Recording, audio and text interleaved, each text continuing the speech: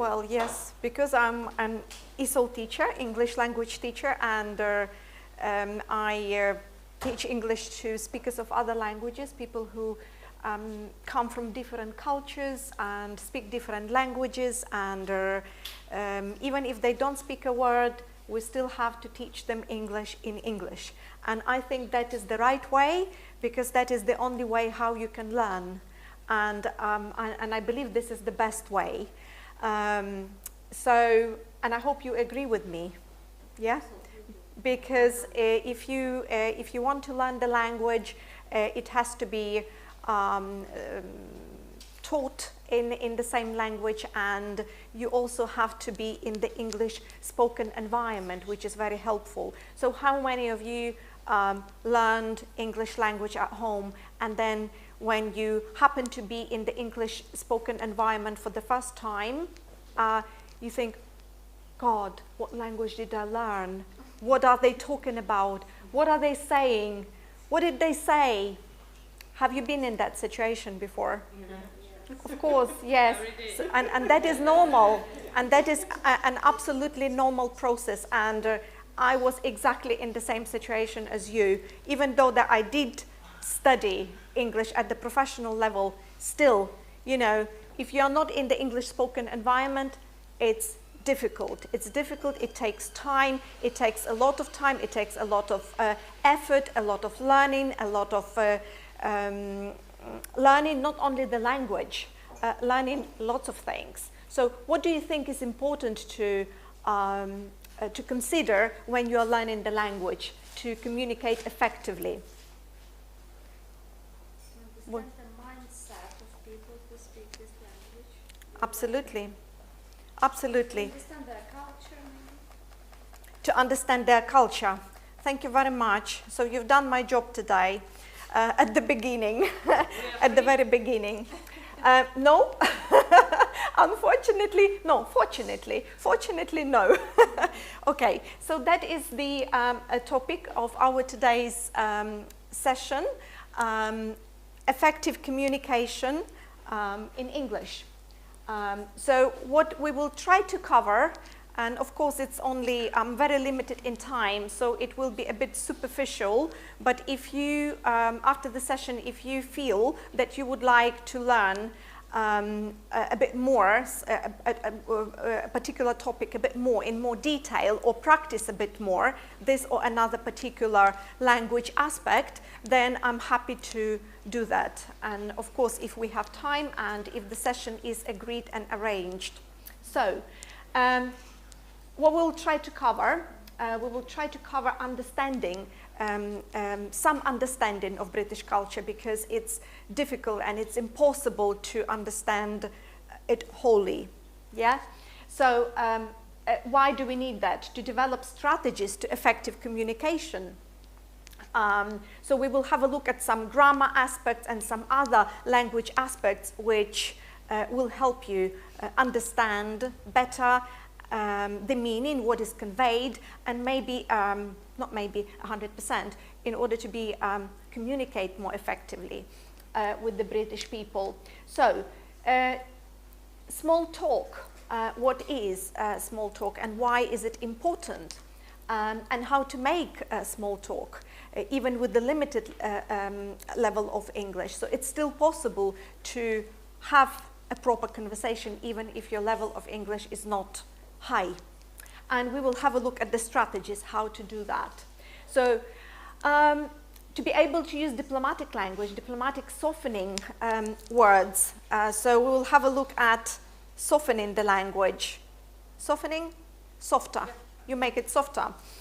Okay. So words and structures to avoid which cause offense. And we will have a look at how we can decode the language. So most common phrases. We are not going to have a look at all of them, but some of them. So what do I mean by that, to decode? So to understand clearly the meanings and maybe the deep meaning. Yes, exactly. So to read between the lines, because sometimes whatever English people, British people are saying is not exactly what they mean. and you have to understand the culture, you have to understand what's behind those sentences and behind those phrases and behind those texts, what they want to say, what they want to convey. Okay. Right. So I found this, when I was preparing for this session, I really liked the idea of a cultural iceberg. And in here, so how many percent do you think we have on the top, what you can see? There are different ideas, yeah. Some sources say 10%, and some sources say 20% when we look at this from a different point of view. And what... exactly in this country? Well, this is just vague. This is just, you know, I'm not being precise. Just an idea, okay? Just an idea what we can see and what we cannot see. So 10% on the top, the peak of the iceberg, and sorry, 80%. My math, sorry. I think I'm a bit tired. I meant some people said 10 or 20, and here 90 to 80 to 90. Thank you. 80 to 90%. This is just a rough idea. Okay. Right. So, what do you think? Why did I choose this model as a cultural iceberg? So, what do you think we can see and we can hear in terms of communication, in terms of the language and communication? So, on the top, for example, what we can see, what we can hear, what can we hear? Like exact words. Words, yes. Then words come together and we hear... Just polite phrases. Yeah, Without sentences. any meaning. Sentences, sorry? Just polite phrases. without Polite any phrases meaning. without any meanings. Polite phrases. Okay, polite phrases without any meaning. Sometimes without any meaning, sometimes with the meaning which we do not understand, which we do not fully understand probably. Okay, anything else? That's what we can hear. So we can hear like mode of the voice or some kind of things like it's going to be higher or lower. Yes, the tone of voice. Tone of voice is very important. The intonation and sorry. Pace, maybe. Exactly. Lots of other things. How all these phrases and sentences and everything else is conveyed. Yeah. So with the tone of voice, or maybe even what we can see in terms of a communication. What can we see? We can, thank you, body language. Body language is very, very important. And again, when we consider body language, it's very, very different in different countries, in different cultures. And if we do not know the culture, we may misunderstand what people wanted to convey, what people wanted to say, what message they wanted to pass. Yes, body language, very important. And another thing, another way of communication. So as we communicate, we have verbal, we have gestures, we have body language, which includes everything, absolutely everything. Your facial expression, your posture, your gestures. Some people need lots of space to express themselves, like Italians, for example. Yeah. What do you think about British people? What do you think? Humble. Yeah. They're quite reserved. Yeah, Depends on the situation, depends on people as well. So, yes, okay, great. So body language. When it comes to the other way of communication, what else can we see? The other way of communication. Writing. Absolutely, writing. So, exactly, that's what we can see. So that is another very broad area of communication which takes a lot of time to learn and to master, and has you know, its own rules and rules. Okay, so that's what we can see, right? What do you think comes at the bottom? What we don't see? Why? Why do we say this word? Why do we write this? Why did we raise the voice? Why did we use lots of gestures, for example? Why did I use this face expression? Or why did I use this face expression? So, huh? Feelings. Feelings, emotions, Actually, meanings. Meanings. Yes, the meaning is behind all of it. And some background of situation, because yeah, it's also can influence like this wording. say again, please. Some background of situation, because you know it's also like Yes, exactly. can influence this. So wording. situations can influence the way we speak, exactly. But if I wanted, for example, to write like one word, one umbrella word at the bottom, what would I write? What actually, what are we driven by when we speak, for example, yeah? In here, everything. Polite phrases, somebody said. So if we take into consideration British people and English language, you picked up right, polite Generally phrases. speaking, it's culture. It's culture. That's what I wanted you to say. So I would write down here a big word, culture. Okay, culture. And this word can be broken down into so many different subtitles. Yeah. What does it include? What is culture? It's everything. What is it? The way of expression, some emotions and feelings, expressing. Okay. Habits. Habits, exactly, yes, habits. And Lifestyle. lifestyle.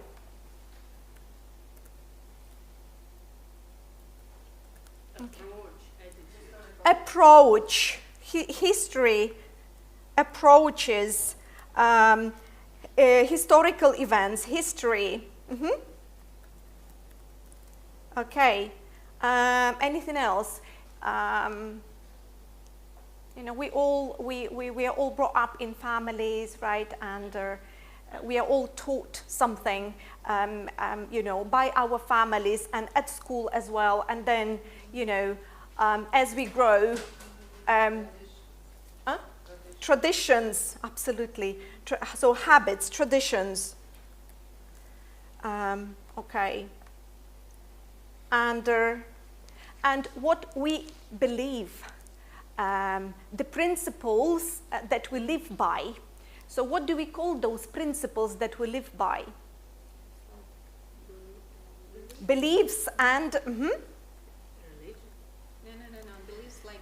religion comes here as well, but beliefs, I mean in a broader sense. Rules. Rules, yes.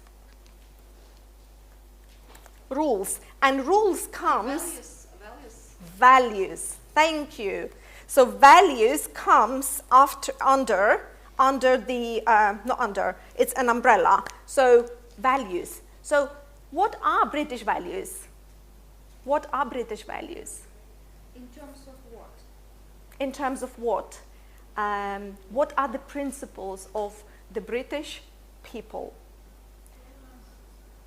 Tolerance. Thank you. Tolerance. Patience, tolerance. So tolerance comes under patience. Yes. So we have 5 British values. Yeah. Well, these are the British values, but every single person has got their own values. Every single organization have their own values. For example, it could be honesty, it could be trust, it could be family, it could be respect. It could be anything. It could be anything. So everybody has their own values that we live by, that we follow, our principles. So, British values, tolerance. Tolerance and respect. Mutual respect. What does mutual mean? Mutual. I respect you, you respect me. Mutual, two-way respect. So tolerance and mutual respect. And when we said rules, we say rule of law. So we follow the law. Yeah? So British people follow the law. And even like in simple terms, a very, very simple example could be, for example, queuing. The British people like queuing. So what will happen if you jump the queue? You will be in trouble. If you jump the queue, you will be in trouble. Okay, so rule of law, tolerance. You can see the bus stop in the morning. No queue. Okay. Okay. And they run as who runs the first. Okay. Okay. I'm going to keep quiet about this here. Regarding buses, it's a bit difficult, okay? It's a bit difficult. I noticed that as well. In the tube. Yeah. Because London it is not British. London is...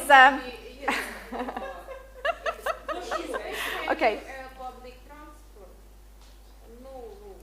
No queues. No rules, no queues, okay. Explained the first day when I came here, I was explained this thing, but In reality, it's not. It's not. There are some exceptions, yes, and especially in London. And do you know how many percent of people from different cultures live in London?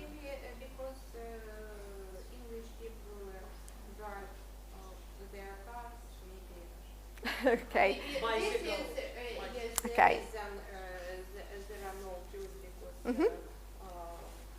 everyone at the bus stop is a foreigner. Okay. Right. Anything else? Well, let's talk about rule of law in a different sense. I'll give you some. You will give me some better examples. Rule of law. Okay. So, rule of law, tolerance and mutual respect. Anything else? Liberty.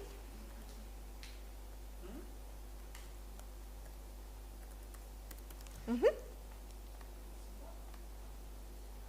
Yeah? Okay. So,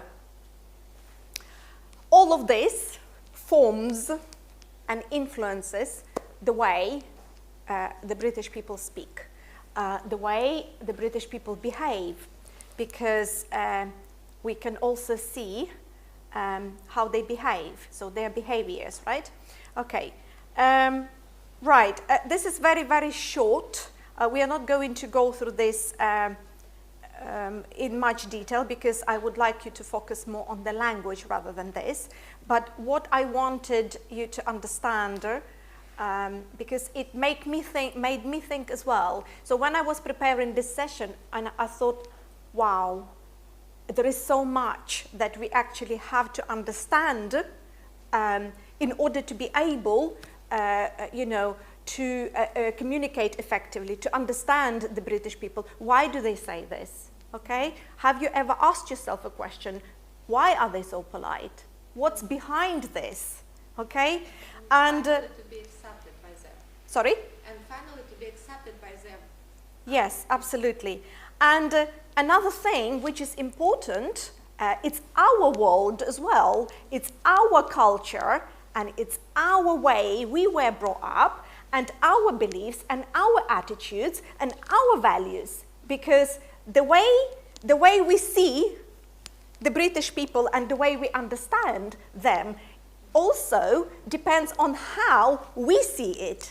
So we could be wearing the glasses that we don't realize, and the other person could be wearing the other glasses because they have a different way of understanding, they have different beliefs, they have different attitudes, they have different values. And it all varies from culture to culture. And even people who speak the same language, let's say Americans, Australians, they do not understand the British sometimes. I don't mean don't understand, but there is some misunderstanding, some miscommunication. So it does occur, it does happen. So what can we say about ourselves? If we speak completely different language, if we come from a different culture, well, as the other countries as well, but they have some similarities. We all have some similarities, but we also have lots of differences. And it's very, very, very important to understand, to have this understanding in order to be able to communicate effectively. So it's not enough, it's not sufficient just to learn the words and the way how to say this or another thing, how to convey the message. It's also important to understand, you know, what's behind it, the culture. So I would just use the word culture. So, what are British people like? What are they like? How can you describe them? How can you describe them? So what do we know about British culture? Okay, right. So how does British culture influence the way British communicate? Is it easy to understand British people? No. Good. Okay. So if you said it's not easy to understand, why? Because they speak in English. And it's a different language. Very, very valid reason. Okay. So, do they mean what they say? No. Yes. No. 100% no. Yes, but not always, yes? Or yes, but we don't understand sometimes, okay, what they mean. Sorry? We don't know when it is always. We don't know when it is always. And we have, yeah, exactly. Okay. Right. Sorry? Pretend. Okay. But if we can read the message behind, if we can read behind, you know, between the lines, that's excellent. We can understand. Why do they do that? Why do they not say what they mean? Because they are British. Because they are British. What is the reason behind it? You know, for me, Culture. Culture. Okay. History. If I want to say something to you directly and the message is not very good, is very critical, let's say, and is very negative, they don't want to offend people. they don't want to offend people. And to be polite, this is like one of the culture, like, you know, essentials to be polite. That is one of the integral parts of the British culture, politeness. Right. How do we know they are polite? What do they say? Sorry. The most famous word. Two words. Sorry. Two words. Sorry. Thank you. Sorry. Please. Please. Excuse me. And brilliant. Because sometimes when you speak to somebody like by phone and I mean like official body, and you can like hear, oh, it's brilliant. So it's Yeah, so actually, yes, appreciating, giving praise, and complimenting, saying something good, saying something positive. encouraging in some ways, yeah. Absolutely, absolutely. So, I don't know if we have time to go through this. What are British people like? If we have time to write, to type some words. Do you want to do this interactive activity, or shall we move on? Maybe we have just 1 hour. We don't have much time, yeah? Okay, so shall we skip this? Hmm? Okay, very quick. It's very quick. It's just a few words. Okay, so how can you describe British people? Can you please scan this code?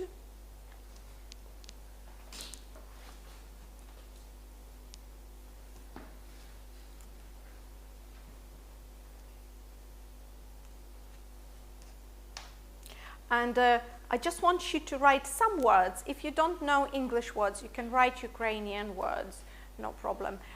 So what are British people like? Just write a few adjectives, the words that describe. Yeah, is that the one? It seems that the presenter hasn't changed slides yet, so we need to. what should we Hasn't do, changed like, the slides yeah. yet. Doesn't work?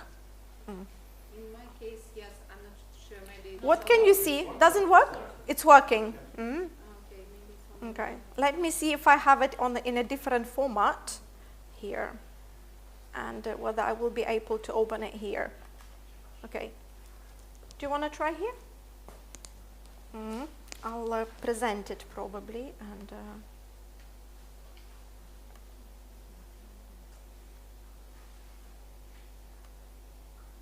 sorry, just give me a minute. It's not probably a different one. Give me a second, I'll open it here. Yeah, so it's here. Probably. And if I present it, you will see the code there, and you can just type any word, as many words as you want. We won't spend much time.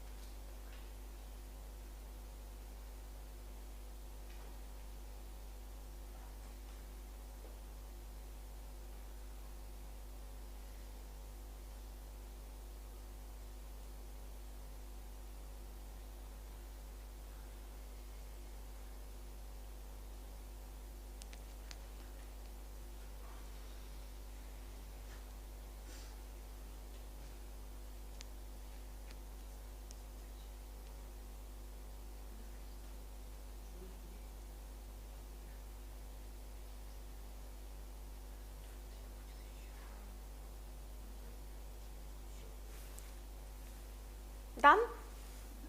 Okay.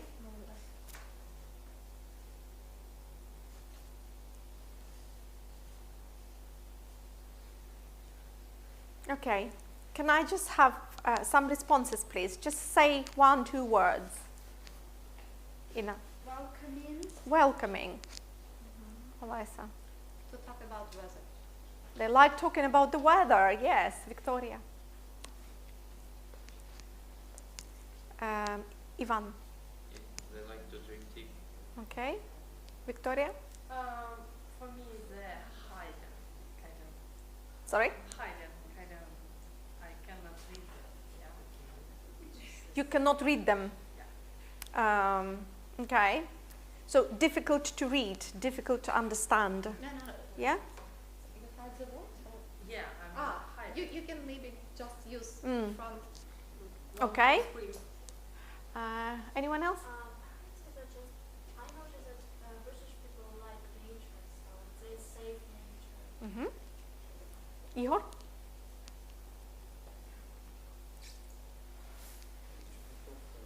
Friendly. Friendly. Kind. Natalia, be brave. Say words, please. You don't think? You don't think they're sincere? Okay. Sorry, I don't know your name. Nadia.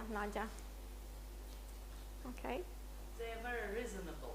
Reasonable. Very reasonable. Sometimes chatty, maybe. Chatty. Talkative. Mm-hmm. Okay. But for me, they are really friendly and with open mind and willingness to help. Because Helpful. Helpful. I personally met only like such kind of people here. Yeah. Yeah. Some Absolutely. of them very snobbish. Okay. Some. Some. Yeah. But when we think in general, right? In general, as a nation, okay. Yes, reserved. afraid to offend. Yes, they don't.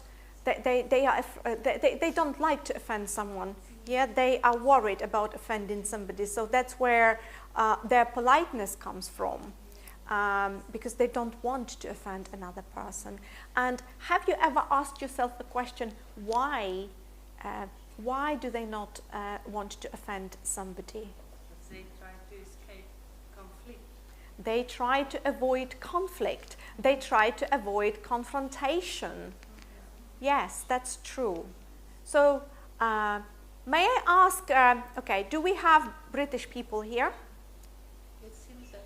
Okay, I have a question to you. Sorry. Why are British people are so polite? How could you answer this question, this tricky question? Well, I don't agree that everyone is polite. But if you want to say something general, then I think your answer was good. I think people are polite to avoid conflict and confrontation. Most people don't like conflict. Confrontation, yeah. Sorry? You don't agree? Okay. Well, I don't think everyone is polite in this country. I just don't. In general, we talk in But general. yes. In general, yes. I do think that's fair word. Okay. In general, yeah. Okay, Stephen? I think We never can come here, yeah? of course you After can. this. No, I think you're right.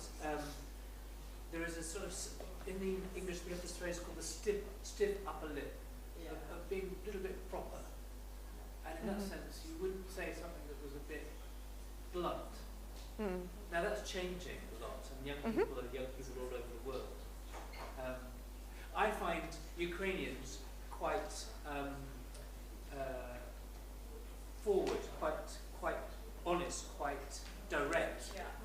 quite blunt, even, which is good. I can In take some it. cases. In some cases. In some cases, yeah. Yeah.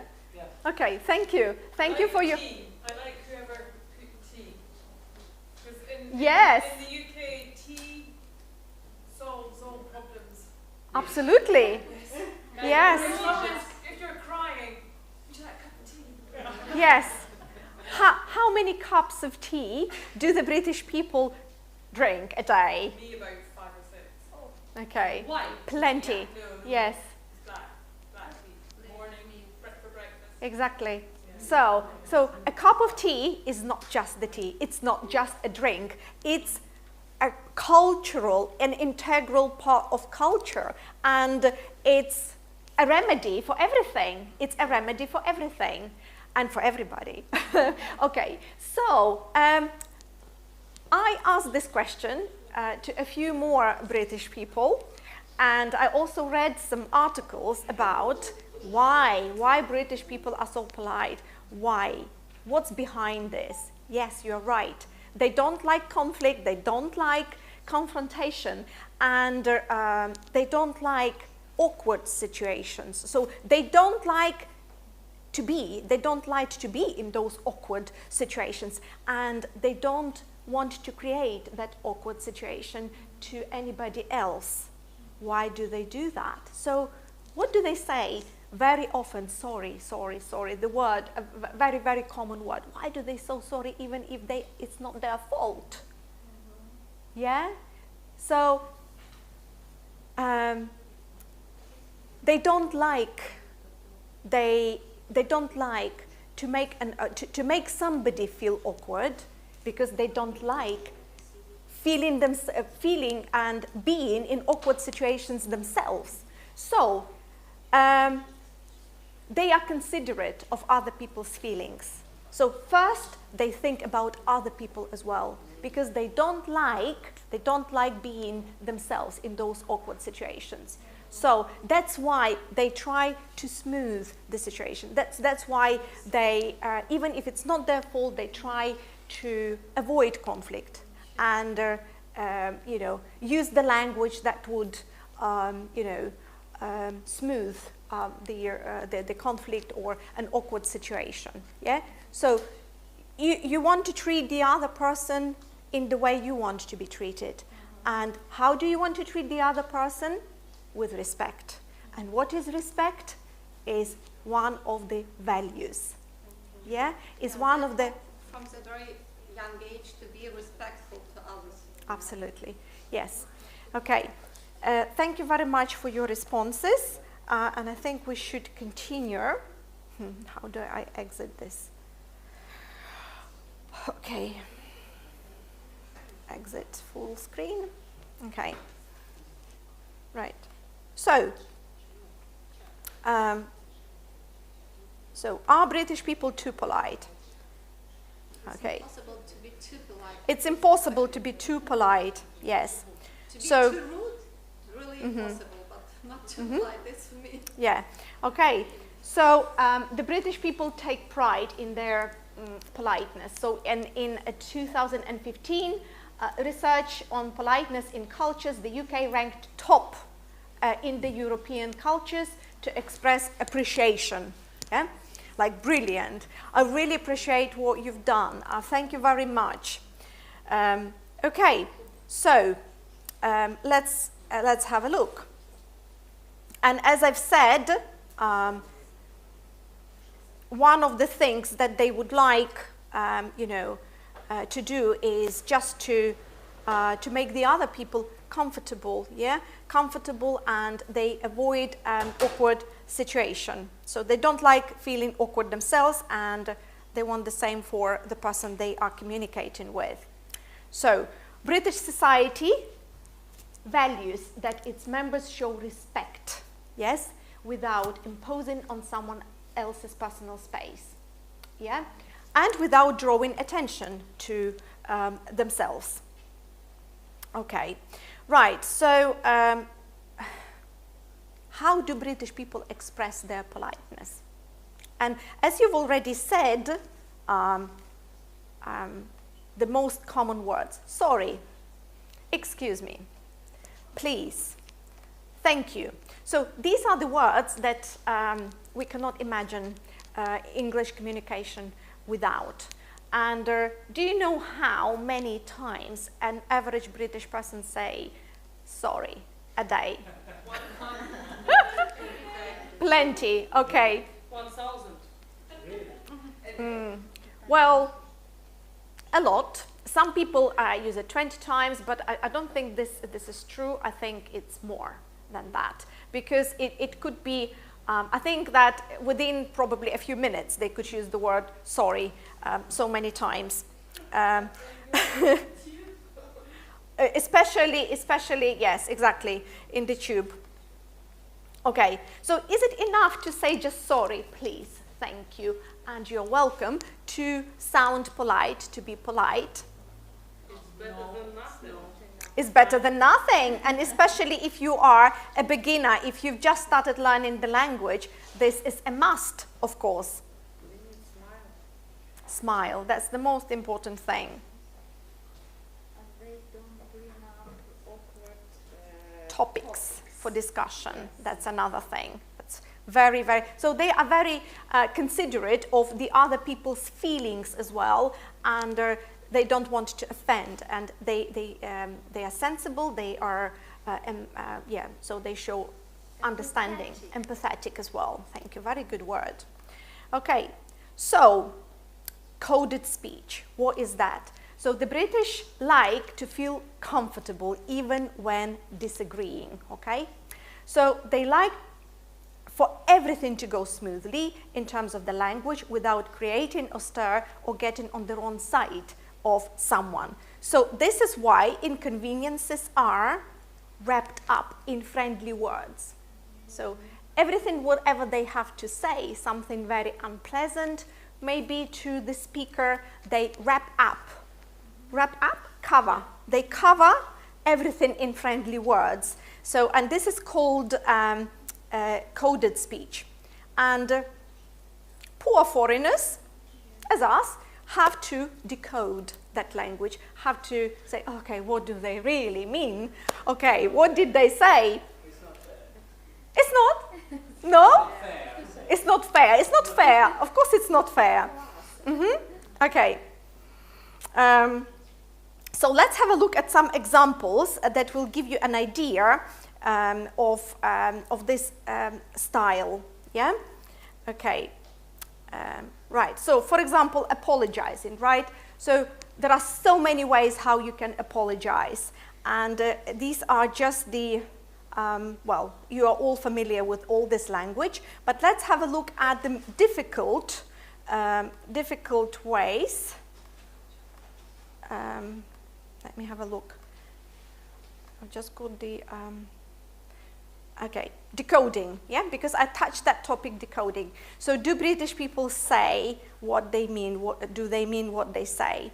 So it's easy to understand British people considering they use coded speech by wrapping, you know, up the language into friendly words. No, it's not easy. So how do we decode it? How do we reveal the real meaning of what they say? When, for example, sorry,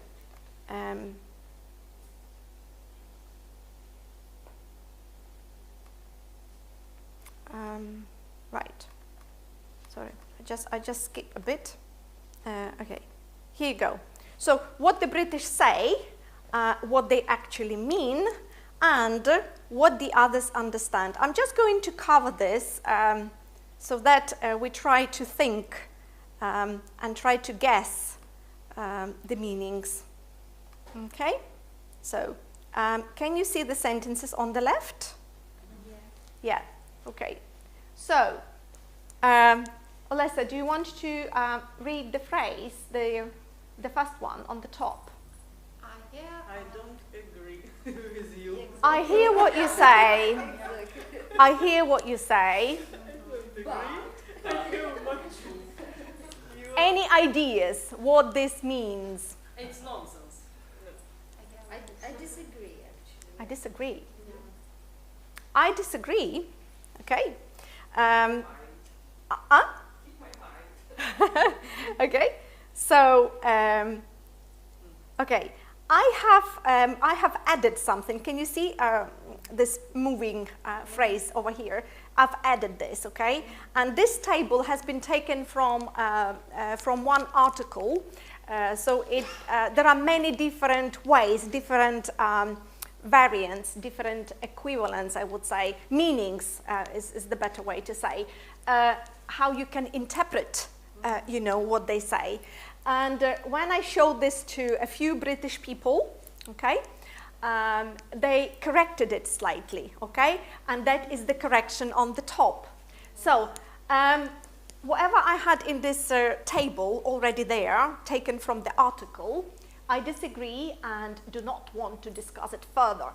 So the British person I spoke to today, actually, he said, no, I don't think that's what we actually mean when we say, I hear what you say.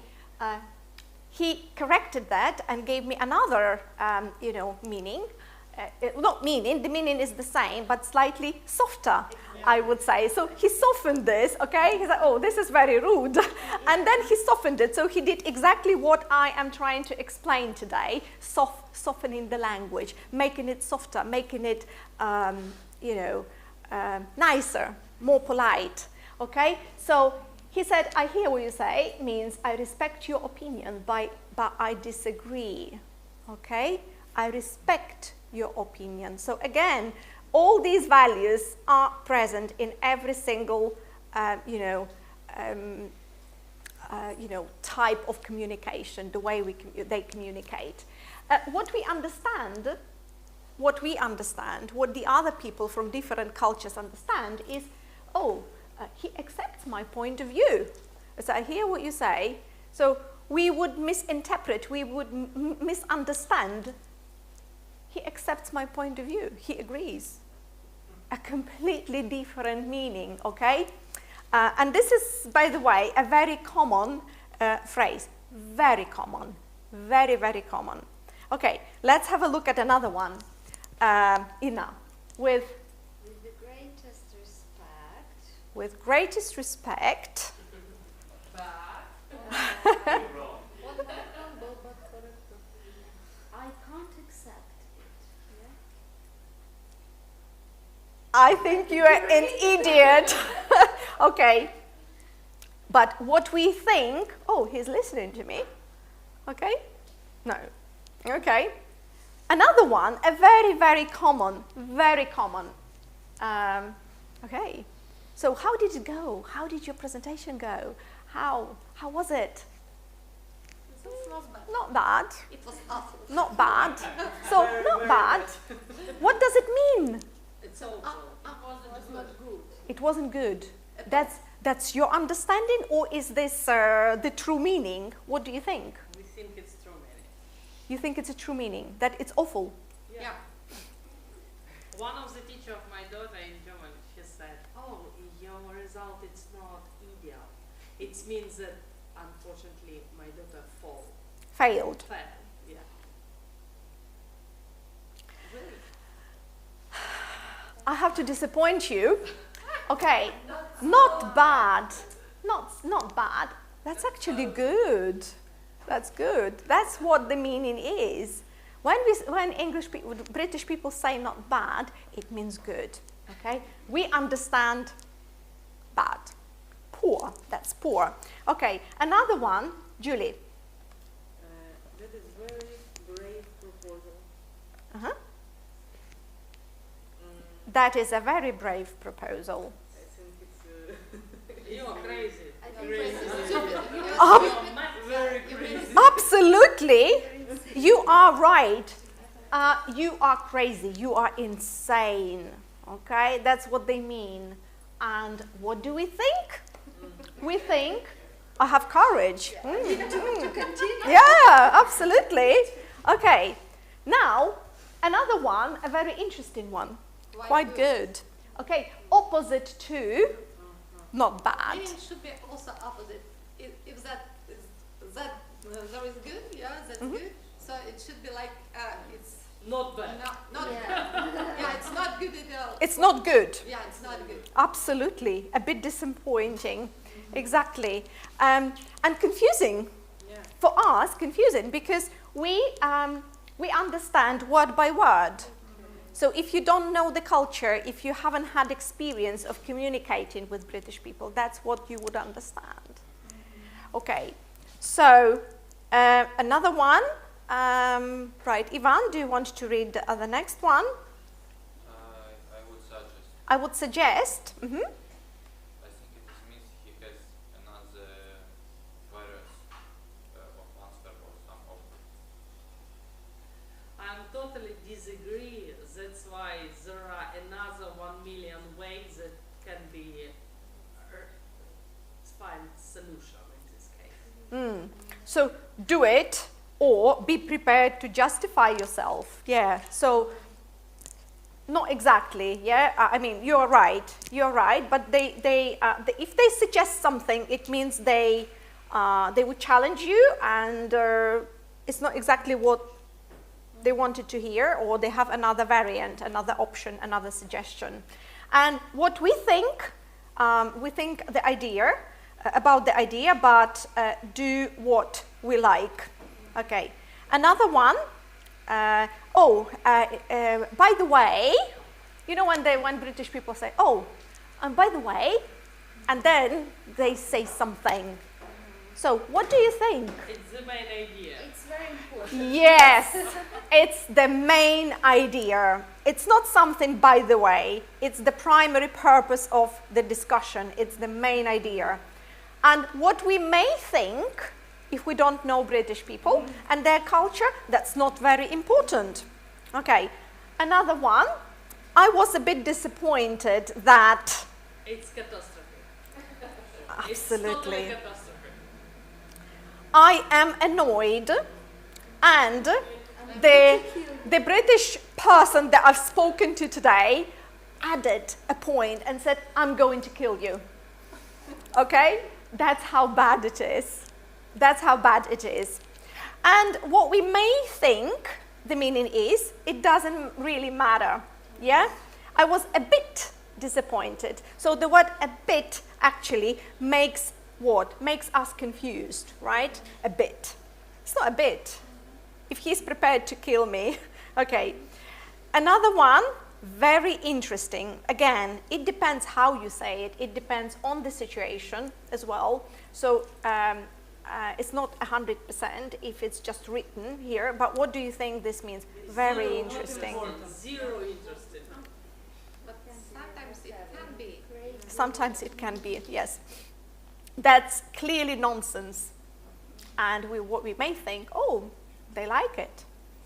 They're impressed by my idea. Okay, another one. I'll bear it in mind. I'll bear it in mind. I'll never do it. I forgot about your idea. I have forgotten already. Yes. And what we think, oh, they will probably do it. Okay. Then another one. I'm sure it's my fault. It's completely your fault. Exactly. Prevention conflict. So when they say it's my fault, it's actually your fault. Yeah. So why do they think it was their fault, you may think? Why do they say so if it's my fault? Okay. Another one. You must come for dinner. Forgot about my name. Forget about this invitation, yeah? Stephen? You must come for dinner. What does it mean? Maybe I'd like to discuss with you something. Or They maybe call we me need out finish for this you. discussion or this conversation right now. It's a long topic. You must come to dinner. Yeah. Is it a real invitation? No, it's one of those. You know that I know that you know that I know that we Okay. have got in common, but not that much in common. Okay. Okay. So it's not an invitation. I'm just being polite. So when I spoke to the British person, he said, well, and yes and no, it's not always true. Okay. What you may think, I will get the invitation soon. Okay. Another one. I almost agree. I agree to disagree, for sure.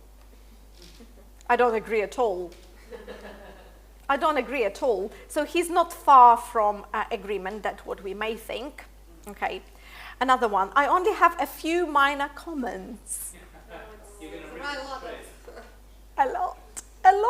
A lot, not a few. Please rewrite this completely. Okay? What we may think, he has found a few typos, like some mistakes, but not really important mistakes, just a few. So, could we consider some other options? We should change everything. I don't like your idea. We should change everything, yes. What we may think, they haven't yet decided. Yeah, they haven't yet decided. Okay, these are just some common, phrases and expressions that may cause confusion, misunderstanding, and those ones that we hear very often. And again, don't take it.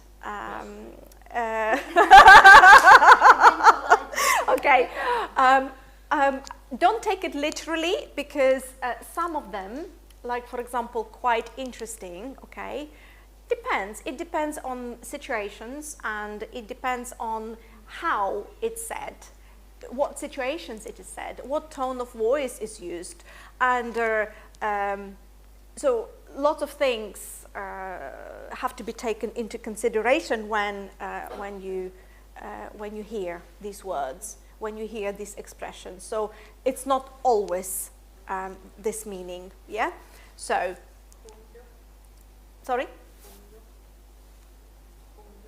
Homework.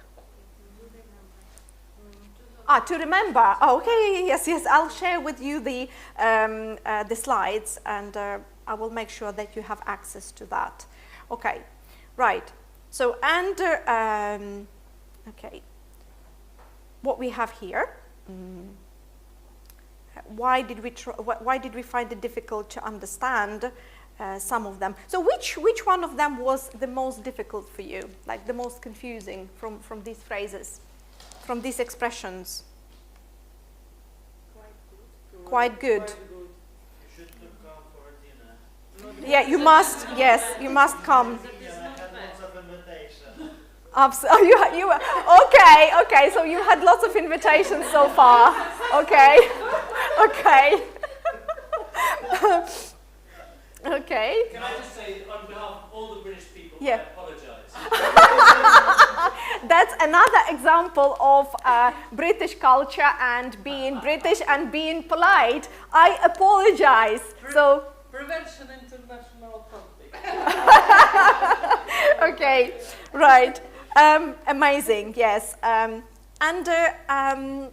What I would like to say that actually, even in Ukrainian, in different languages, specifically in Ukrainian, we also have lots of nuances, in the language that are not direct, that we don't understand what the person actually meant, okay? So it's not only in the English language, it's present in every language, I think. And these are the specific features of English language, British English. Okay, so what I wanted to say, I wanted to pick up one example.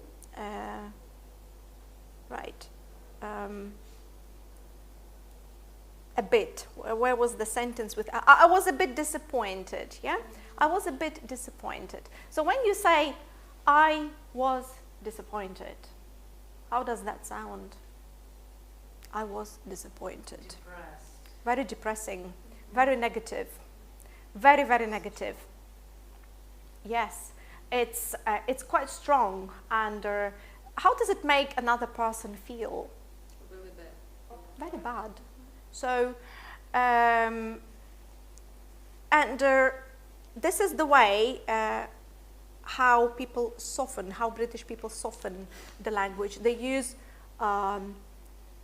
lots of different strategies, and this is one of the strategies that before the adjective, they use the modifier, a little, a bit, slightly. So these are all the language features which British people use without even thinking. Yeah. So we have to think because it's not our language. Unless you live in the country and you integrate and you become part of it. Yeah. And you absorb this and you become part of it, and then it comes natural. You don't think. But when you're new, it doesn't come natural. So in order to sound polite, we have to learn all these things, not to disappoint somebody. But I'm sure that British people are considerate and understanding and tolerant and respectful. And if you come across rude, just because your English is not your first language, they will not be offended by this. They will understand if you smile and if you apologize and if you say that English is not your first language, and then they will not be offended. So it's going to be like this: I'm going to kill you a bit. Okay, right. So how do we soften the language? What strategies can we use to soften the language? What grammar structures can we use to make our language sound softer and more polite? So for example, when we say, can you, or could you? So which one would you use to sound more polite? Could you, of course, yes, absolutely. So these are the, sorry? So we use modal verbs, may, might, and lots of others, modal verbs that we use to request something. Could you do me a favor, please? Would it be possible for you? Would it be possible for you to complete this project by tomorrow? Yeah, or something. Yeah, when you need something. Huh? Sorry? Would you be so kind? Would you be so kind? Oh, that is a very, very common phrase. So would is another one. So there are so many that you can use to sound more polite. So, right. Right. So in requests. Hello. So in requests and suggestions and questions, we use past forms, continuous forms, or both to soften the language. So we use a negative question with a question tag, for example. So as you can see, I was wondering if you could give me a lift later. Yeah? So what did you really want from the person? You wanted a lift by car, okay? So instead of just saying, oh, can you give me a lift? You could just say, oh, I was wondering if you could give me a lift later. So at the beginning, you would say, I was wondering. It's very, very common. Yeah, does everybody understand? I was wondering. Yeah. I was thinking, like, you know, if you could give me a lift later. And negatives, yeah? So we use negative forms to sound more polite. You couldn't give me a lift later, could you? With tags at the end. So we just repeat at the end what we started with. Чи не змогли би ви мене підвести? Чи не змогли? So in Ukrainian language, we also use the negative form. We say, чи не змогли би ви? Чи не були б ви такі ласкаві? Чи не були б ви? So I think that it's very, very similar. We use the negative form. We say, чи не могли, не могли, не. Negative. Same here. You couldn't give me a lift later, could you? Okay? Чи не так? Okay. So, giving opinions, right? So, saying what we think. So we use verbs like I reckon, I guess, I feel to say what you think. So you can use vague expressions. Vague, not specific, not like, you know, boom, boom, boom. Vague. What are they talking about? Vague. In general, vague. So we say kind of, sort of, yeah, a little bit. And you can also make it into a question. So I reckon you are a little young to be getting married. Or well, you can use another, something different. Aren't you kind of young to be getting married? So there are lots of like ways you can make the same sentence, convey the same meaning in different sentences using different grammar structures, yeah? So, we have a problem here. Well, problem is a very tricky word. British people don't like the word problem. So what can we use instead of the word problem? Issue. Challenge. Yes. A very good word. I like it. Challenge. Issue. Okay. So introduce problems, including your own, with verbs like seem and appear, okay? Yes, there is a problem. Yes, you've made a mistake. But how do you say this to the person, okay? It's difficult, okay? Because, yeah, it's bad, okay? Well, it's not that bad. We learn from mistakes. However, we have to say that. Whenever we give feedback, and if somebody made a mistake, we have to say that. How do we do that politely? Okay, you seem to have made a mistake here.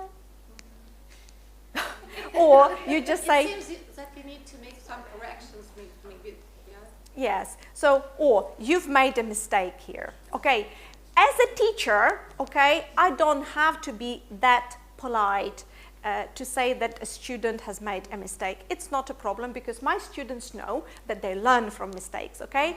It's not a problem, okay? But if, for example, in a workplace, you've done something wrong, or somebody has done something wrong, has made a mistake, things happen, we all make mistakes, we all learn from mistakes, but the problem is, how do you say this to the person? How do you make it more polite? This is the language. This is the language. Okay. What I wanted to show you, another thing. Okay, a glass.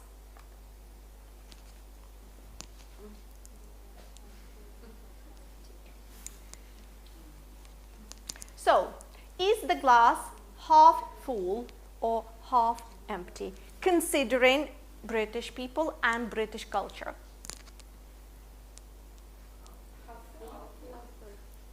Absolutely, half full. Half full, yes. And what is behind this? What is behind this? The glass is always half full, no matter how bad it is. There is always something to be found in every negative aspect. So there is the preferred attitude towards life in Great Britain, and indeed it is almost always possible to phrase wording positively. Let's have a look at some examples. I had them somewhere. Let me see. Here. Okay. So, I want you to scan the code, and it will take you to a different software, to a different application, where you will see the phrases that you will have to match. So there will be the positive and the negative and the positive, negative and the positive phrase.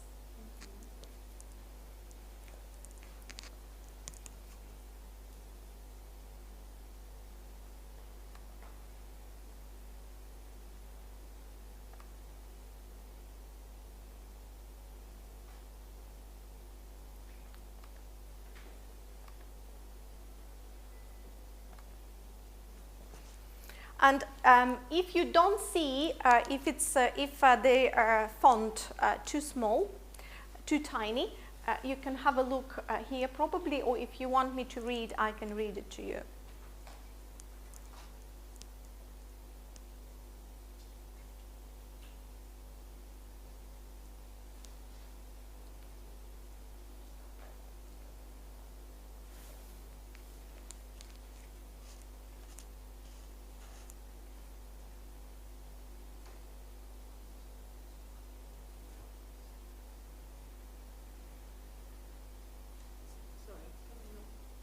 Read.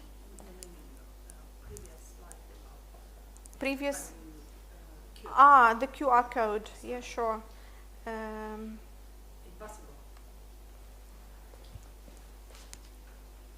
So you need to drag them. You need to drag and drop those phrases. Yeah. Do you have the phone? Yes, I have, but I don't know. You don't want to do this? Okay. Yeah, that's fine. No problem.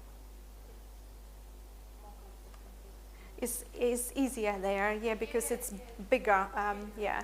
So when I do it with my students at college, we have computers and we have iPads. It's easier to read.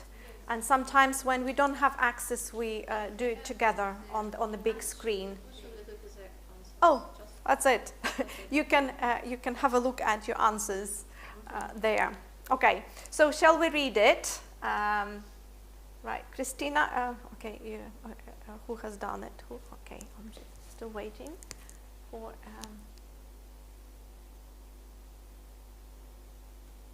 And why do you think this is important, especially in the workplace? So imagine yourself either in the role of a manager or the subordinate, the person who, who receives feedback, or when you have to give feedback. So I think both either would be feeling awkward. Let's say if you need to say something negative, you will feel not comfortable, and the other person who would be receiving the feedback would feel the same. So for this reason, we have these strategies, and turning the negative statements, the negative feedback into not the negative feedback, the negative statements, the negative expressions, the negative way of saying this into the positive, but the meaning is the same. For example, the second one. I like the second one. Don't be late. You are always late. You came late again today, okay? Would you like to hear that? Well, there are maybe reasons why you came late, and when you are told, oh, don't be late, Yeah, you came late again. You come late every day or something. Not nice, isn't it? Okay. So don't be late. Not a nice way to say this to somebody. So instead, you could just be positive and say what? Please be on time. And I sometimes catch myself at this, yeah, when I say this to students, yeah, when they come late, and I say this, that, oh, you came late. Okay, so okay, I have to think, yeah, how, because I don't like to be told that as well either, you know, so it's better to say, please be on time next time. Okay, nice way. Okay, Alessa, do you want to read something? Yes, what can we can start. I have to think about it, so I need, I don't know what to say. I don't know what to say. Okay, I say, I don't know what to say. It's like, oh, okay. But if you say, I'll have to think about it, it sounds much better, doesn't it? The meaning is the same. Okay, Julie?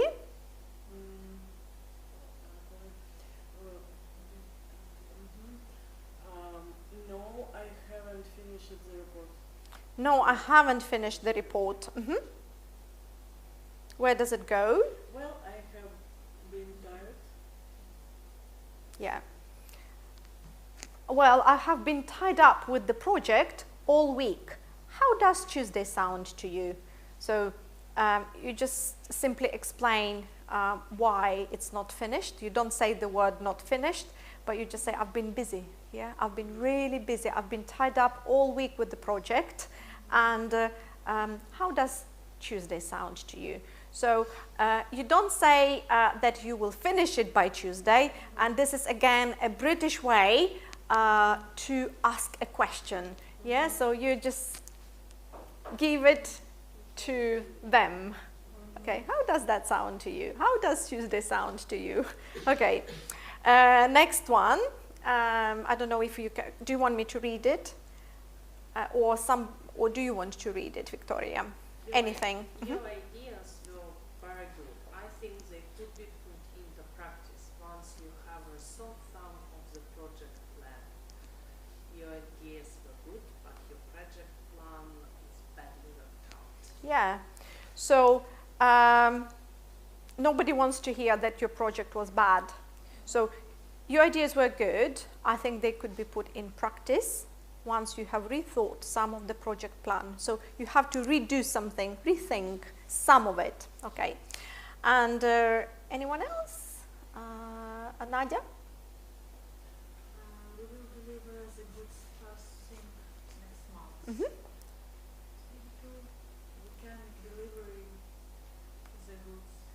We can deliver the goods until the beginning of next month. So we cannot deliver the goods until the beginning of next month. So we cannot is the negative. So how can we say positively? We will have to say when we will deliver. So we will deliver the goods the first thing next month. And it sounds more positive, more promising, and more professional in the business world. Yeah? Yes, so in the English way, in the British way. Okay, and another one. I don't think so. How can you say it positively? My thinking may change, but I now believe. Okay, again, nice and positive. Okay, and here are your answers, and they are all correct. And this is just another way to another strategy to sound polite, to change, but it will take some time for you to think what you say, to analyze your language as well, or to analyze the language of the other people. So, for example, you can, if you have British managers, for example, for those who work, right, you may notice these features, yeah, because when I had a British manager, I saw all of these, I experienced all of these, right? And I felt brilliant, I felt happy, I felt positive, I felt encouraged, I felt supported, I felt great. And I could perform even better, and I was better, okay? And I wanted to do more. So it's really, really important in the business world. So if you are positive, then the other people are positive as well, and they will do more. They will go an extra mile. But if you are negative, or whenever people are negative towards you, you won't feel great, and you won't feel that you want to go an extra mile. Mostly, this is not even about language, it's about mindset behind it. This is the culture, this is the mindset. Yeah. This That's is why it's a good practice not only for English language, it's like for changing some mindset. absolutely. This is a psychological point, and this is part of the culture, and I would say this is part of the British cultures, and it's British culture, and it's a very important feature of managers as well. You know, working relationships. It's very, very. You experience this in daily life. You know yourself. So if you are a manager or if you are an employee, it doesn't matter. It's very, very important because it helps to have effective communication, which wouldn't offend anybody, and which would empower you to perform even better. Yeah. Right. Any questions here?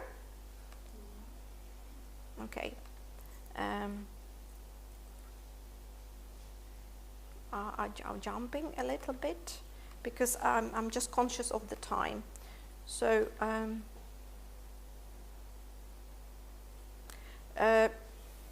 do I have time or no? Yeah, 15 minutes, okay. Okay, so small talk. Shall we touch this topic a little bit? Yeah, what is small talk? What is small talk? Next slide. Next slide. I'm kidding. Okay. What is it about? What is small talk? It's kind of an iceberg to start the conversation. An icebreaker, yeah. Icebreaker, exactly. Yeah. To start the conversation. Absolutely, yes. It serves different purposes, and yes, so it's an icebreaker to start a conversation. Sometimes just feel silence. Silence. Yeah. I mean, in When you start- elevator, in some, I don't know. Oh, yeah. In queue. Maybe escape. On the on the underground, on the bus, yeah. People are what? Before they were reading newspapers, now they're on their phones, right? Yeah. Okay, but still, you see a neighbor in the morning. Hi, how are you? How would you answer the question? What does "how are you" mean? Nothing. Nothing. How would you answer the question? I'm fine. Positively. What about you? Positively? Yeah. Does it really? Okay, I feel awful. I haven't slept the whole night. I had a bad morning. Everything went wrong, and they asked me, "How are you?" What do I say? I'm quite good. Not bad. Not bad. I'm fine. Thank you. You? And that's it. Okay? So, and then they have forgotten about it because it didn't really mean anything. Okay? So, hi, how are you? Didn't really mean anything in this case, in this situation. If it's just, the conversation, the small talk, because this is a small talk. This is part of a small talk, which doesn't lead to anything else because you're just, going past and rushing off to work or somewhere, right? Or come across and meet somebody in the corridor in your workplace or something, right? So it doesn't lead to anything, yeah? So it's a little bit different to the other small talk, which leads to a conversation when, for example, you are at the presentation or at the meeting. So that's a different small talk, right? So this small talk means nothing, okay? So yes, and you just say, fine, thank you, you? And that's it. So some people may misunderstand, some people from different cultures, and they would just say exactly how they feel, which, you wouldn't do unless it's a very good friend of yours, and you may say a little bit more. But again, you don't go into details. Even if it's your friend, you don't go into details because it's still a small talk. Right. So,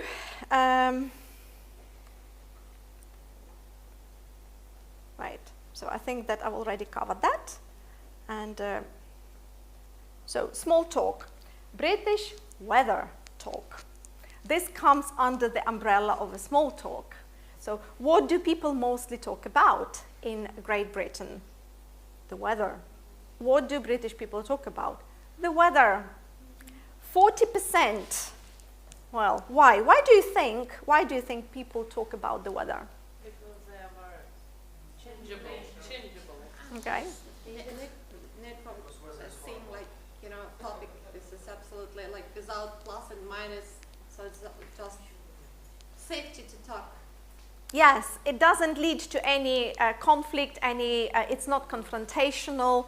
It's all right. Yeah, it's pleasant, not pleasant, depends on the weather. It's always interesting to talk about the weather. Very interesting. Very exciting. So almost 40% of British people have talked about the weather in the last hour. The weather is like a social glue that starts any conversation, feels awkward, pauses, and is a common ground for us to talk about. So British people love talking about the weather, and it's the best way to start a conversation. Anywhere, at any time, in any circumstances, in any situations.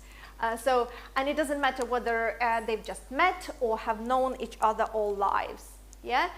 So why is that? Again, British people tend to avoid too many personal details. They are reserved. They don't reveal personal details. It's not their culture to talk about their families, to reveal details about their families. Yes, and this is the way to build relationships and to get to know people as well. So the weather, British weather, often makes the headlines, always on TV. Even though the weather is not that extreme, yeah? So whether it's predicting heavy snow or an extreme heat wave, both, it's a good topic to discuss, yeah? And eventually to complain about, especially if it lasts for 24 hours.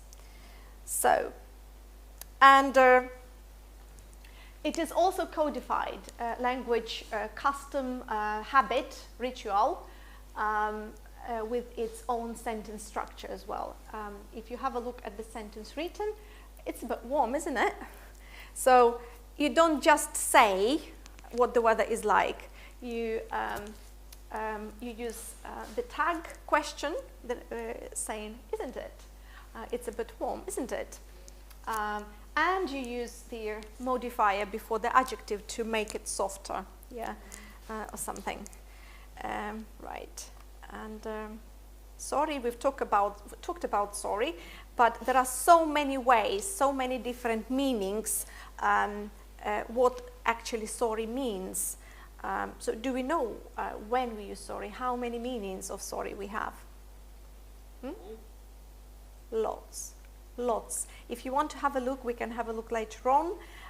But what I have prepared for you, some activities for softening the language, and let me have a look. I got them here. Yes, I got them here. With some strategies as well. So, shall I give you the paper? And I'll open that here as well. Let me just close that one. Okay. So it's two pages each. If you just could help me to distribute between everybody. So 2 each. Yeah, 2 each. Yeah, just 2 each from the top, please. Thank you.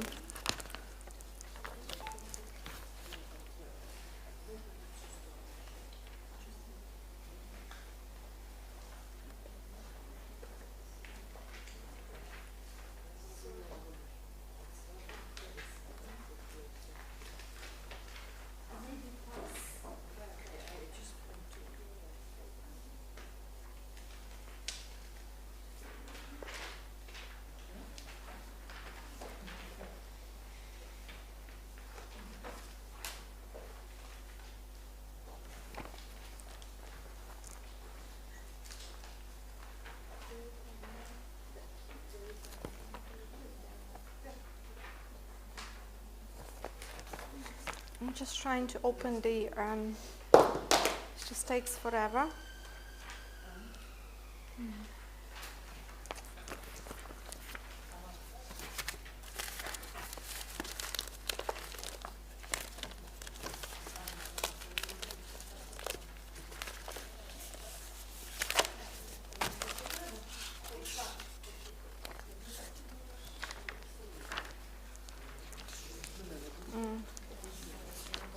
If there is my copy, because there is a teacher's copy as well, I don't know if I gave it to, so you should have two pages, two papers with 3 pages, 2 papers with 3 pages.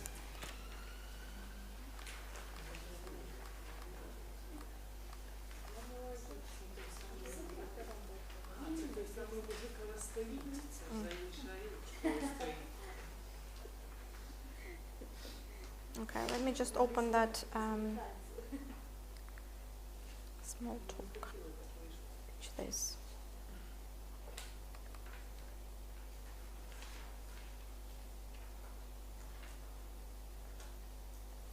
I'll have to open it there. Okay, let me just go back to my slides. Frozen.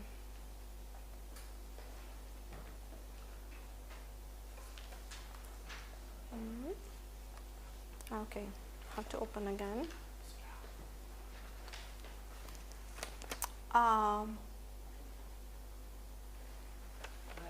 What do I do? It's not touch. I'm offline. I'm offline. I'll have to restart probably. Yeah? Or no? You sure? No internet? Okay.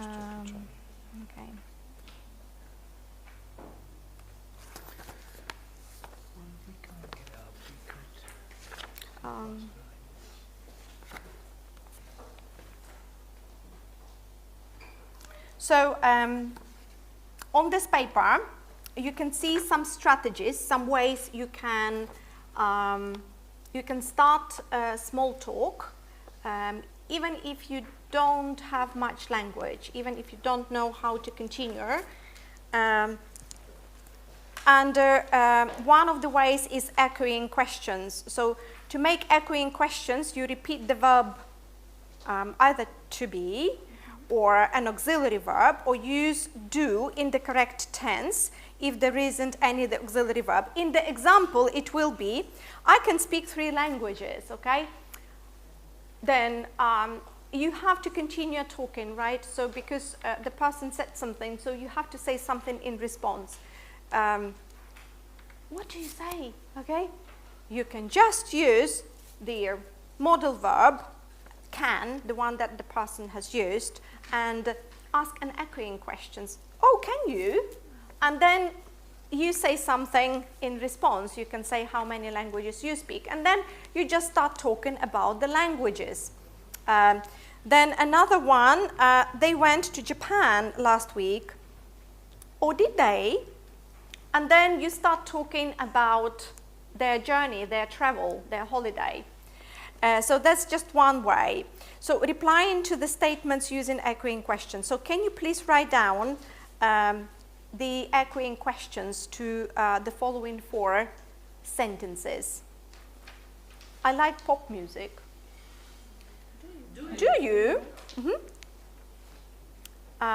She works as an accountant. Does she? I went to Egypt last year. Did you? Well done. It's a really nice place to visit. Is it? Is it? And echoing words, okay? So repetition of keywords back to the speaker also helps to show interest as well in what the speaker is saying. So echo words can also be used to direct the conversation depending on which the echo word is used. So, and there are some examples there. I have just bought a new sports car. It costs $100,000. And then to show interest, to ask an echoing question, you just repeat the word $100,000.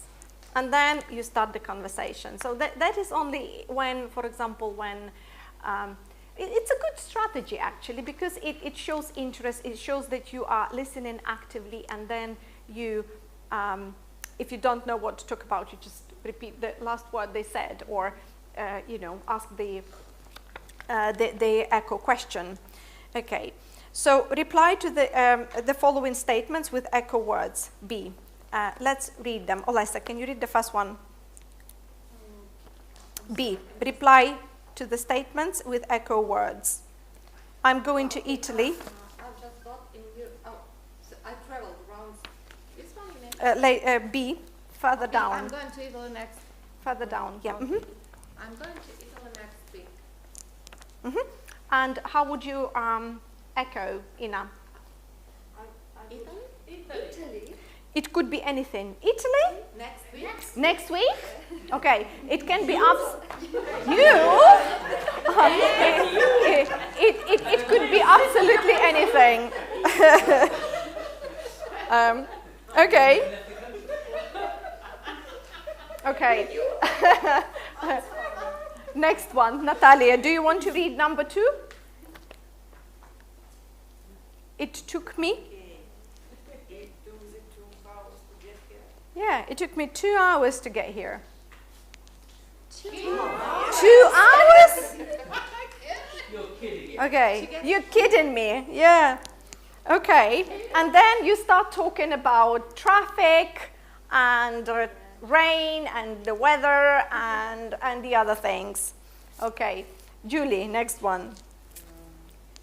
Harry is looking for a new job. New job? Mm-hmm. Harry? Okay. Playing his own job. Mm-hmm. Okay, Ivan. I saw Sophia yesterday. Sophia? Yesterday. Okay. You? Okay, right. And then again, some other strategies showing attention and agreement. Really? Yeah? Sure. Okay. There are lots of other words that you can show interest you are listening to, not just saying nothing or not just responding. Yeah. So because it's an interaction. But how Yeah. do you pronounce this one? Ooh. Yeah. Yes. Right. Sure. How interesting. Oh my goodness. Oh my God. Yeah. So there are lots of expressions that we use to. Oh no. Plenty. Absolutely. A lot. A lot. Are you kidding me? Yeah. Okay. Another good way is following up questions. Yeah? Follow-up questions. Yeah, here we go. Yeah. Follow-up questions as well. So to keep a conversation going and to help show interest, ask WH questions. Yeah. So remember to use the other techniques alone when asking WH questions. So otherwise it may sound like you are grilling the other person, you know, like questioning. Grilling means questioning. Like an example, I went to the hospital yesterday, and then the follow-up questions would be to get some details, but again, yes, what happened? Why did you go? So basically follow-up questions. And you will have to write some WH questions as your homework. I'm not going to go into details. And there will be some more. If I have to finish now and it's 15:15, this will be your homework. I didn't cover what I have planned because my planning is always ambitious and it's too much, and it's only a little bit. I've planned a lot more and I've got the resources, but it's impossible to cover everything in one session, which is understandable. And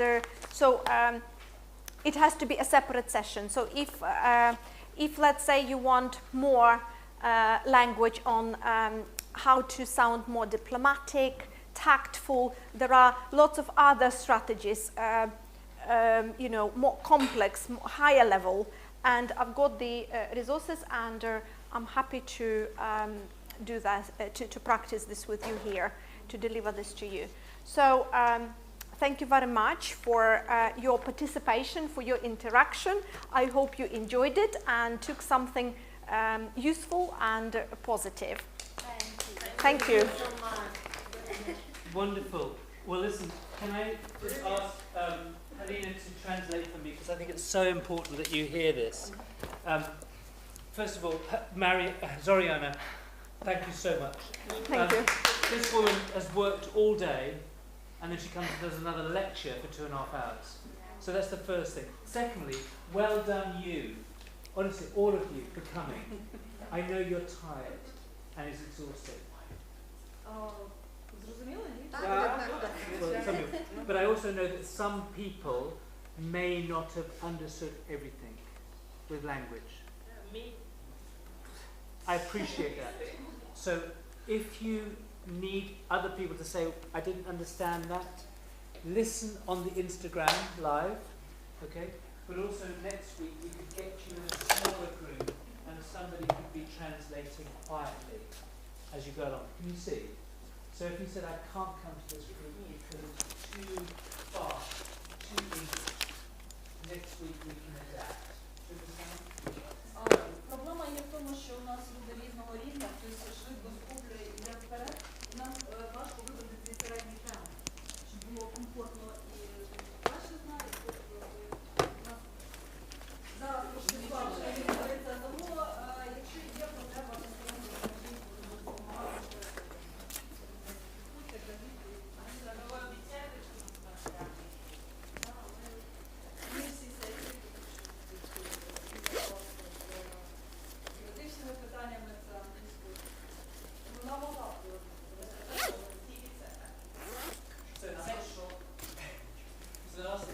There's also leaflets here you can give to your friends. It's not too late. The first of 10 weeks, more people can come, especially if they're in Lewisham. But if not, no worries. I'll leave this there. Great. And finally, if you can get your phones out, feedback is really important. If you tell us, no, you don't have to do it now, just take it and fill it in later. Listen to that. It's the only thing we really ask you. Because we then learn. We learn. And now the bar is open. If any of you like a beer, £2. Wine, £3. That's cheap. That's cheap. Most of it's £5.50. I'll give you a nice big glass of wine for £3 if you'd like it. And then we finish at about 10 o'clock. Okay? So if you want to stay now, please have a drink, talk, chat, put some Ukrainian music on. And if not, we'll see you next Thursday. At what time? 7 if you want to come at 7. 12 if you want to come to use the space. 4 if you want to come to the self-help group. 6 if you want to have English language. The whole day is Ukraine Day. Every Thursday here. Spread the word. Let's support each other. Let's help each other get jobs. Okay? Together we are stronger. Yes? Steven, do you want to say about this program? Not today. because I Okay, think, we have another. We have this one. This Yes. is really good. This program. Наступного четверга у нас буде Фарзана, це те, про що я казала. Вона організує зустрічі безпосередньо з роботодавцями. Наступного разу вона пропонує зробити career mapping. Будуть доктор Сюзанна Дурін, якщо я правильно, я перепрошую з англійськими прізвищами, якось трошки не склалась. Вона написала книжку про Smart Career Movers. Вона проведе певні вправи з того, як побудувати свою кар'єру в Британії, дасть поради. Тобто я вам раджу бути на цій сесії, а не дивитись онлайн, тому що це абсолютно різні речі будуть. Також буде Тетяна, вона є бізнес-коучером, має досвід в банкінгу, нерухомості і критична інфраструктура. Тобто вона проведе 4 сесії для людей, по 15 хвилин на кожного. Попередньо треба їй скинути CV, вона подивиться ваш досвід роботи.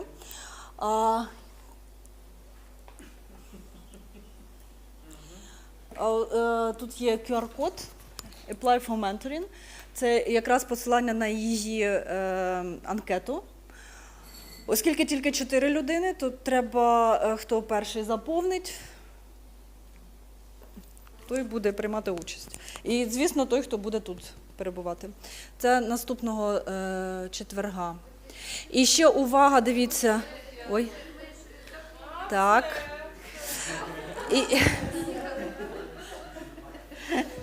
Хто не встиг? Так, добренько. Тому той, хто сьогодні присутній з нами, у вас є фора, у вас є можливість першими заповнити цю анкету. І завтра я скину анонс в нашу групу.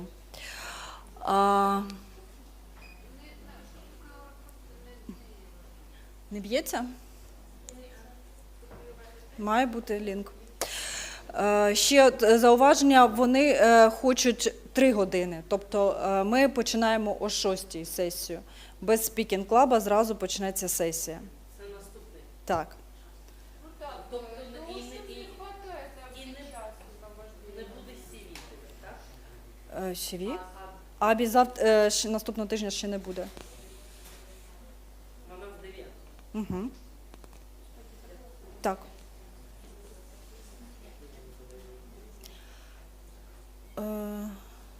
Ну, здається. Ще один анонс. QR-код уже пішов. Так, 17 травня, це буде п'ятниця, якщо я не помиляюсь. Треба перевірити. У нас буде International Rescue Committee на нашій базі проводити воркшоп. Буде він тривати з 10 ранку до 5. CV and cover letter writing, job application, інтерв'ю, все. І вони навіть пропонують обіди, будуть входити. Також для цього треба зареєструватися. Так.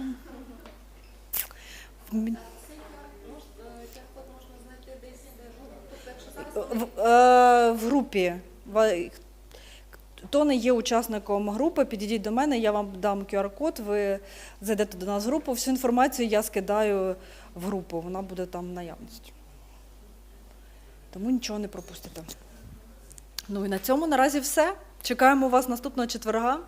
Дякуємо, хто був з нами на зв'язку YouTube і Instagram. Побачимось.